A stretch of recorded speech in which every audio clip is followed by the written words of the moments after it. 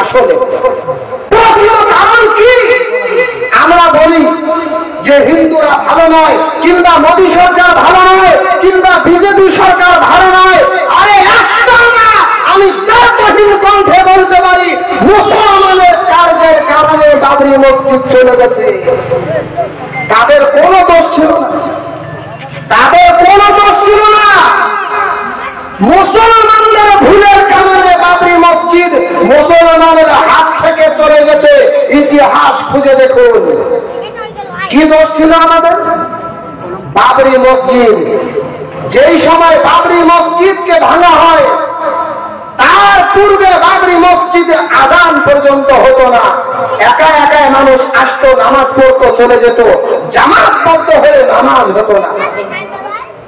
আমাকে একটি কথা ভালো করে চিৎকার মেরে উত্তর দেবেন, যেই জায়গার মধ্যে শত শত মুসল্লি দিন রাত মিলে 5 বার জামাতবদ্ধ হয়ে যদি নামাজ পড়ে, ওই জায়গার মধ্যে হিন্দুত্ববাদীর পা ফেলা তো দূরের কথা, হিন্দুত্ববাদী ওই জায়গাকে বিরাজ করার কল্পনা করতে পারবে না। বলেন ঠিক কিনা? কল্পনা করতে পারবে না। আমাদের কমজোরি কোথায় ছিল? আমরা মসজিদকে শুধুমাত্র বানাই, সেটাকে বিরান বানিয়ে ছেড়ে দিচ্ছি। এই জামানার মধ্যে দেখা যাচ্ছে 3 তলা 4 তলা 5 তলা মসজিদ, অথচ প্রথম মঞ্জিল প্রথম তলাটা লোড হয় না।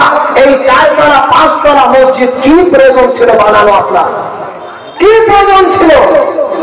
মুসলমান শুধুমাত্র মুসলমান পরিচয় দিলে মুসলমান হয় না, মুসলমান হয়তো কাজে কর্মে আপনাকে মুসলমানিত্ব পরিচয় দিতে হবে।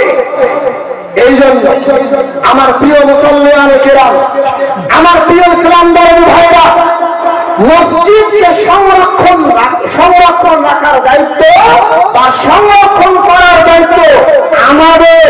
অর্থ দিয়ে হোক বা যে কোনো ভাবে হোক, মসজিদকে সংরক্ষণ রাখার দায়িত্ব আমাদের। ঠিক কিনা বলেন? আগে ঠিক কিনা? বাবরি মসজিদ সম্পর্কে আমরা লিগ্যাল ফয়সালা পাইনি। বাবরি মসজিদ আমাদের, যদিও তারা রাম মন্দির উদ্ভাবন করুক না কেন, এখনো আমরা দেহবিহীন কণ্ঠে বলবো যে বাবরি মসজিদ আমাদের। আমাদের সঙ্গে বেইনসাফি ফয়সালা করা হয়েছে।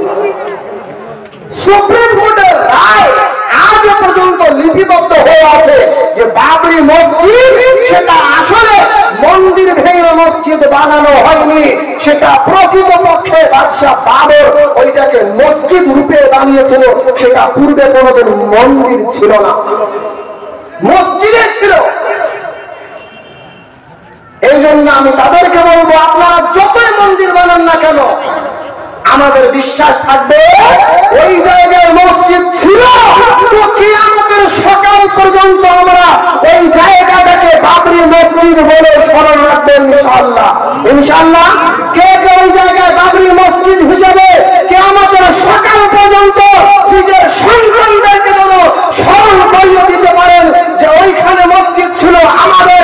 আমাদের শক্তি না থাকার কারণে, আমাদের পাওয়ার না থাকার কারণে তারা জোর মনে করে মসজিদকে ভেঙে মন্দির বানিয়েছেন। হাত তোলেন একবার, হাত তুলে দেখান যে সেটা মসজিদ ছিল আমাদের। আমাদের থাকবে ইনশাআল্লাহ। আজকে আমাদের শক্তি নেই, আমাদের সঙ্গে অন্যায় অবিচার জুলুম